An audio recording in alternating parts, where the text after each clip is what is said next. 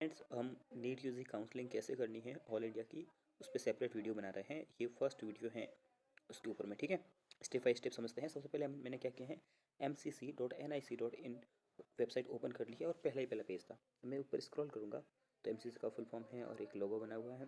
फिर अब अपने पास में यहाँ आ जाता है UG medical counselling, mds counselling, PG counselling, super speciality counselling. तो अपन यूजी काउंसलिंग के लिए क्लिक करेंगे। ओके, पेज ओपन हो गया है। अब अपन ऊपर चलते हैं तो अपने पास में क्या आता है, काउंसलिंग शेड्यूल। आप देख सकते हैं शेड्यूल वगैरह, ठीक है। कौन कौन से इंस्टीट्यूट इसमें पार्टिसिपेट कर रहे हैं, फ्रिक्वेंटली आस्क्ड क्वेश्चन क्या होते हैं। ये फिर से थोड़ा सा अपडेट हुआ है। Payment facility round 1 is available, ठीक है। और अब ये सारे आ गए हैं ना, ऑनलाइन काउंसलिंग अवेलेबल सून। ये सारी चीज़ें आप पढ़ सकते हो कुछ भी, लेकिन मेरे को यहाँ करना ऑनलाइन रजिस्ट्रेशन न्यू। ये जो दिख रहा है ना बीचों बीच में ब्लू कलर की स्ट्रिप, इस पर मैं क्लिक करूँगा। बाकी कोई भी इन्फॉर्मेशन अगर आपको चाहिए तो आप उसमें पढ़ सकते हैं, ठीक है। जो पहले काउंसलिंग मतलब फॉर्म फिल कर चुके हैं, अपने को यहाँ आना है और यहाँ जो ये सेफ्रॉन स्ट्रिप है, न्यू कैंडिडेट रजिस्ट्रेशन, इस पर क्लिक कर लेना है। तो देख लीजिए कौन सा क्या ओपन होता है। ये ओपन हो चुका है और यहाँ पर देखिए बहुत सारी बातें लिखी हुई है, ठीक है, जिसको आप पढ़ सकते हो। पढ़ने के बाद आई एग्री तो करना ही करना है, क्योंकि अगर आपको काउंसलिंग करनी है तो आई एग्री कर दिया।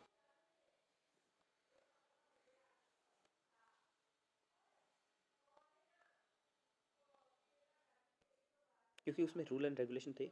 अब यहाँ पर देखिए आपको roll number, application number, candidate name, mother's name, date of birth और ये सब सारा डिटेल फिल करने के बाद में सबमिट करना है, ठीक है। ध्यान रखना डिटेल सारी वही फिल करनी है जो आपने नीट यूजी 2021 के फॉर्म फिलअप करते टाइम डाली थी। ओके, रोल नंबर कौन सा वाला, रोल नंबर नीट यूजी 2021 का जो आपके पास है वही वाला।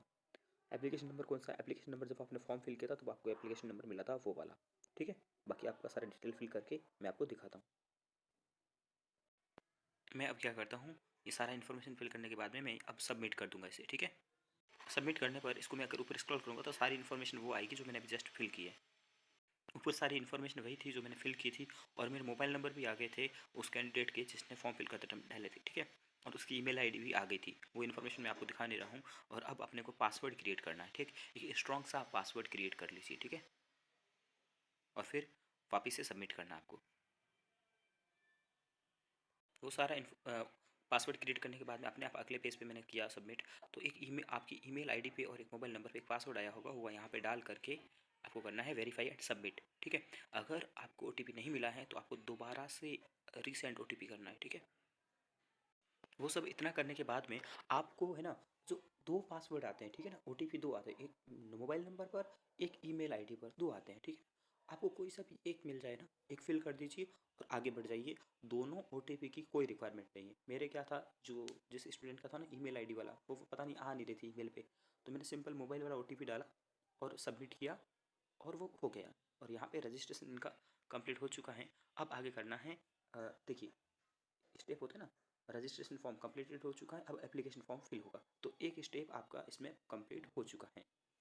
ओके, अब अपन चलेंगे फिल एप्लीकेशन फॉर्म पे, लेफ्ट साइड वाले पे, इस पे यहाँ नीचे दिख रहा होगा ना फिल एप्लीकेशन फॉर्म। यहाँ एप्लीकेशन फॉर्म स्टार्ट हो चुका है। सेकंड पार्ट इसका रजिस्ट्रेशन फॉर्म, रजिस्ट्रेशन हो चुके हैं अपन, अब एप्लीकेशन फॉर्म करना पड़ेगा। तो यहाँ सारी अपने को डिटेल फिल करनी होगी। मैं यहाँ पर सारी पर्सनल डिटेल फिल करूँगा, ठीक है। तो सबसे पहले मेल, जेंडर जो भी होगा, male female, nationality Indian, religion जो भी होगा, जैसे कि यहाँ पर क्या क्या आ रहे हैं, मैं रिलीजन डाल देता हूँ। कैटेगरी अपने आप आ चुकी है, क्योंकि जिस कैंडिडेट की फिल कर रहा हूँ मैं वो था उसके नीट यूजी के फॉर्म के जो था उसके बेसिस पे। अगर नहीं आए तो आप फिल कर देना, ठीक है। अब यहाँ पर बहुत सारे आते हैं, अगर कोई इंडियन आर्मी में या इंडियन पुलिस में या मिलिट्री में जो भी आता है, तो आपको यहाँ पे इनकी कैटेगरी है वो फिल कर देनी है, ठीक है। अपने पेरेंट्स जो भी रहे उन पेरेंट्स से पूछ करके सेलेक्ट कर देना। अगर आपके पेरेंट्स नहीं हैं तो आप सिंपल नॉट एप्लीकेबल लिख देंगे, ठीक है। पर्सनल डिसेबिलिटी आपने नीट के फॉर्म में जो फिल किया था वही यहाँ पर दोबारा आ जाएगा, ठीक है। यहाँ पर अदर इन्फॉर्मेशन है, डू यू वांट्स टू। अब देखिए, अब आप अगर आप AFMC में एडमिशन लेना चाहते हैं तो यहाँ पर येस या नो फिल करना पड़ेगा। मान लीजिए मैं यहाँ येस कर लेता हूँ, तो यहाँ यस हो गया AFMC का, ठीक है। आर यू पेरेंट्स, अब AFMC में यस करते ही आर्म फोर्स हैं, तो फिर से पूछ लिया क्या क्या आपके पेरेंट्स इंडियन इंडियन आर्मी में सर्विस दे चुके हैं, तो मैंने कर दिया नो, ठीक है। अगर यहाँ AFMC सेलेक्ट नहीं करोगे तो बाद में AFMC में आप सीट फिल नहीं कर पाओगे, यहाँ करोगे तो आगे कर पाओगे, ठीक है। उसके बाद आपको फाइनल सबमिट कर देना है, मैं कर रहा हूँ। वो सब करने के बाद में आपको आएगा क्या, 12th की डिटेल्स फिल करनी है। तो आपके पास में 12th की मार्कशीट लेके बैठिए और सारी चीज़ें फिल कर दीजिए। जैसे देखिए स्कूल एंड स्टेट, अब देखिए इनमें से अगर कोई है तो यस कीजिए, नहीं तो फिर अदर कर लीजिए, ठीक है। ये फिल हो जाएगा। जैसे पासिंग स्टेटस, तो यहाँ तो सीधी सी बात आ जाएगा, पास्ट आ जाएगा, नहीं सॉरी, यहाँ आएगा enter full name, other school state का नेम लिखना है ना, तो राजस्थान बोर्ड ऑफ, जैसे कोई CBSE का होगा तो central board of civic secondary education, या कोई स्टेट का होगा तो अपनी स्टेट का नाम लिख देगा। जैसे मैं अपने भाई का फॉर्म फिल कर रहा हूँ तो मैं इसमें लिखूँगा Rajasthan board of, RAJA, marksheet में देख करके मैं करेक्ट फिल कर दूंगा एकदम, board of secondary education Rajasthan.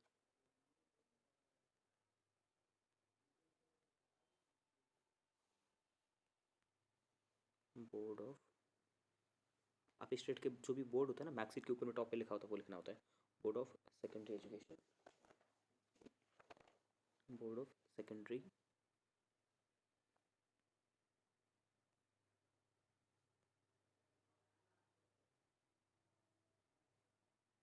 Secondary secondary, ये वाली स्पेलिंग सही है, सेकेंडरी एजुकेशन राजस्थान,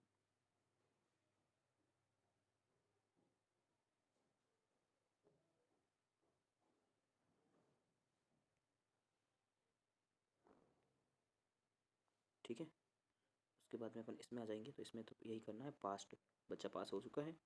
उसके बाद पासिंग ईयर, रोल नंबर और क्लास 12 पासिंग स्टेट, यहाँ आ जाएगा स्टेट राजस्थान हो चुका है। और स्कूल नेम और एड्रेस यहाँ आएगा, यहाँ रोल नंबर आएगा, यहाँ स्कूल पिन कोड आएगा, ठीक है। तो ये सारे डिटेल फिल करके मैं सेव एंड नेक्स्ट पे क्लिक करूँगा। एक कन्फ्यूजन आपको हो सकता है कि ये जो स्कूल का पिन कोड है ना वो क्या है, तो वो आपको पता है ना स्कूल आपकी कहाँ पे थी। जैसे कि मेरे भाई ने जोधपुर से पास किया है, तो उसका पिन कोड क्या होगा, सीधी सी बात है, जहाँ स्कूल है ना उसके एड्रेस का जो पोस्ट ऑफिस वाला पिन कोड होता है वो फिल करना है।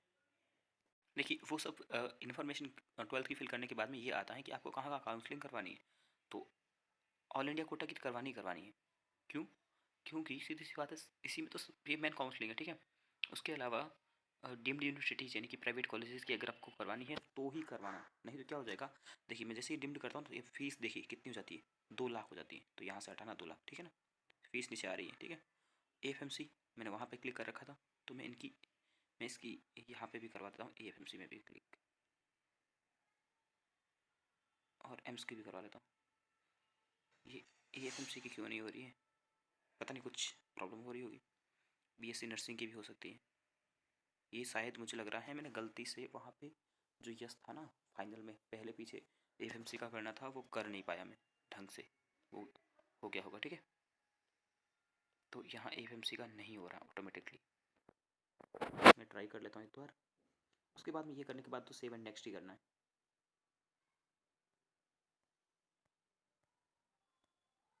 इतना सब कुछ करने के बाद में अब पर्सनल डिटेल मांग रहा है। ये परमिसेस नंबर का मतलब है कि खुद का नाम लिखना है, ठीक है। जैसे मैं यहाँ लिख दूंगा भरत कुमार, और सब लोकेलिटी कॉलोनी वगैरह एड्रेस लिखना है, ठीक है। तो मैं सारा एड्रेस फिल कर दूंगा, और फिर मेरे दोनों एड्रेस सेम है तो मैं सेम एस कॉर्पोरेट एड्रेस करके फाइनल सबमिट कर दूंगा, ओके। तो ये एड्रेस और खुद का लिखना जो आधार कार्ड में या नीट के फॉर्म फिल करते टाइम आपने दिया था।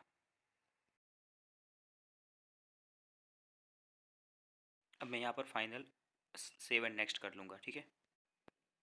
अब ये इन्फॉर्मेशन आ चुकी है, ठीक है, जो आप एक बार चेक कर लीजिए सारी सही है या नहीं।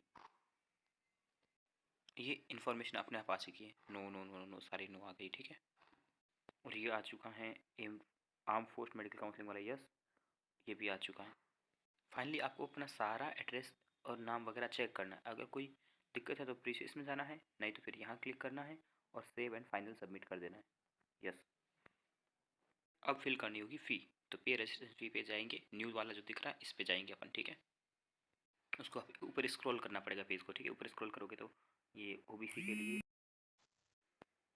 आई एग्री पे करके प्रोसीड कर देना है। ठीक है, यहाँ दो ऑप्शन है, या तो आपके पास में एचडीएफसी बैंक हो या फिर अदर कोई भी, तो मैं एनी अदर से पे करने वाला हूँ।